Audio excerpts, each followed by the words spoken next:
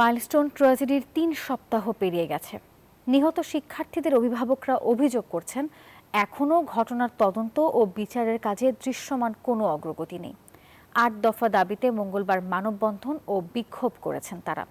স্কুলে বাধ্যতামূলক কোচিং করানোর তীব্র বিরোধিতাও করেন তারা।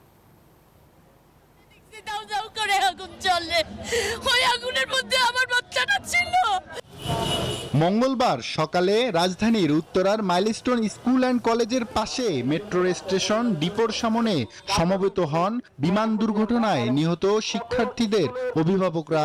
ঘটনার তদন্ত ও বিচার সহ ৮ দফা দাবিতে মানববন্ধন ও বিক্ষোভ কর্মসূচিতে যোগ দেন তারা। স্কুলগুলো সব পড়লো কেন? জবাব চাই, বিচার চাই।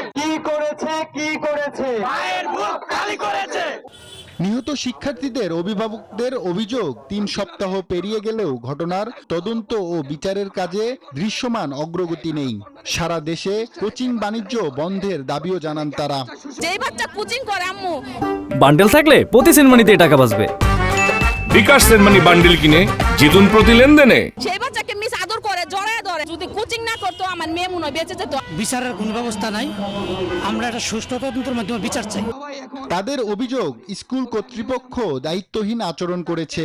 বিমান দুর্ঘটনায় হতাহত শিক্ষার্থীদের পরিবারকে যথাযথ ক্ষতিপূরণ দেওয়ার দাবিও জানান তারা। স্কুলে নুরুন নবী সাহেব যে প্রতিষ্ঠাতা, তিনি আমাদেরকে দেখে বলে, বিচার চান কেন? বিচার কি দেশে পাওয়া যায়? আর ভাই বোন কাতরাচ্ছে, কই তাদের বিষয়, তাদের চিকিৎসার বিষয় আপনারা কি নিশ্চিত করেছেন? গত ২১ জুলাই উত্তরার দিয়াবাড়িতে মাইলস্টোন স্কুল অ্যান্ড কলেজে একটি প্রশিক্ষণ বিমান বিধ্বস্ত হয়।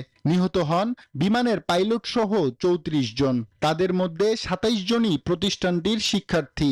দগ্ধ অনেকে এখনও হাসপাতালে চিকিৎসাধীন। আব্দুল্লাহ মামুন, নিউজ 24, ঢাকা।